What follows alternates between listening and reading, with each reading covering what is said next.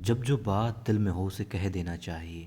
बस यही बात सोच करके गौतमाबाई साहिब से मल्हार राव होलकर सरकार ने कही अपने दिल की बात। वो कहते हैं कि उन्हें किस चीज़ का डर था। वो कहते हैं कि कौन सा भय चिंता थी जो उनको नींद नहीं आने देती थी, और अगर नींद आ भी जाए तो बार बार में नींद उड़ जाया करती थी।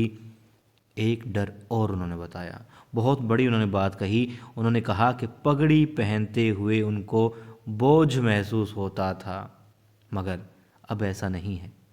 ऐसा उन्हें लग रहा है कि अब ऐसा नहीं है, मगर उनकी नींदें तो अब उड़ेंगी। उनकी जो पगड़ी है उसका असली बोझ तो उन्हें अब महसूस होने वाला है। क्यों? क्योंकि वो बिल्कुल बेफिक्र हो गए हैं, और महल में जो हमने देखा उसको देख कर तो ये लग रहा है कि उन्हें अब फ़र्क ही नहीं पड़ता कि महल में क्या घट रहा है, कौन क्या कर रहा है। असल में तो मतलब कुछ है ही नहीं अब उनके बस में, ऐसा हमें लग रहा है। खैर, बात डर की जब हम करते हैं तो उन्होंने कहा था कि वो पगड़ी पहनने से पहले सोचा करते थे, और जब पगड़ी पहनते दरबार में जाने से पहले तो उन्हें बोझ महसूस होता था। और गौतमाबाई साहिब कहती हैं कि बोझ कैसा, मैं समझी नहीं।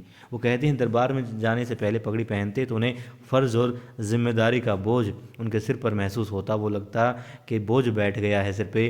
चिंता होती थी ये सोच करके प्रजा कितनी उम्मीदों के साथ उनकी तरफ देखती है, मगर खंडेराव को देखते, जो पहले वाले खंडेराव को देखा करते थे, तो उन्हें लगता कि उनके अलावा और कौन है जो प्रजा की मुसीबतों को, समस्याओं को, उम्मीदों को पार कर पाएगा, उनकी उम्मीदों पर खरा उतर पाएगा, जनता प्रजा के हक की बात कर पाएगा। मगर अब उन्हें अच्छा लगता है। वो कहते हैं कि तुम्हारे विश्वास की जीत हुई है गौतमा। तुम हमेशा से ये सोचती थी कि खंडेराव बहुत अच्छा है, और हमें लग भी रहा है अब तो कि वो हमसे भी ज़्यादा अच्छा, सुयोग्य प्रशासक साबित होगा प्रजा के लिए, और अब हम तैयार हैं बिल्कुल सब कुछ उसे देने के लिए। मगर मगर ये उनकी बड़ी गलती है, भूल है, क्योंकि वो अब तनाव और चिंता के भय से मुक्त हो गए हैं।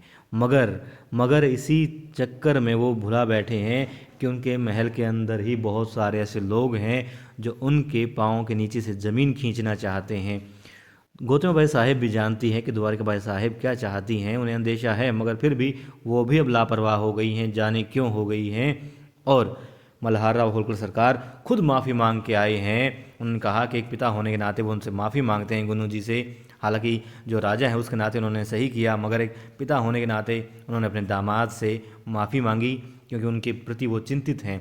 और दामाद ने भी ऐसा रूप प्रकट किया कि उन्हें एहसास ही नहीं हुआ कि हाँ ये चाल चल रहा है। एक पल तो सच कहूँ मुझे भी ऐसा लगा था ये तो सुधर गया।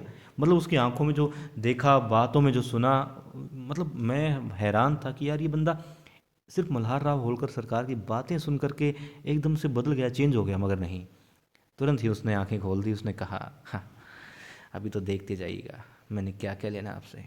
मेरी समझ में यहाँ ये नहीं आ रहा कि क्यों मल्हार राव होलकर सरकार क्यों नहीं समझ पा रहे, जब इतनी मतलब वो प्रसिद्ध रहे हैं, इतना उनका नाम रहा है, इतने बड़े योद्धा हैं, और मतलब पारखी भी हैं। जाहिर सी बात है कि वो समझ लेते हैं। जब अहिल्या के गुण वो इतनी छोटी सी बच्ची के गुण समझ गए कि बड़ी होकर के क्या बन सकती है, तो क्यों नहीं समझ पा रहे कि गुन्नू जी, उनके पिता द्वारकाबाई साहेब क्या कर रहे हैं, क्या चाह रहे हैं, उनकी बात क्या कहते हैं, और वो करना क्या चाहते हैं, क्यों नहीं समझ पा रहे। मेरी समझ में बिल्कुल नहीं आ रहा है। आप में से किसी की समझ में आए तो प्लीज़ बताना वो ऐसा क्यों कर रहे हैं।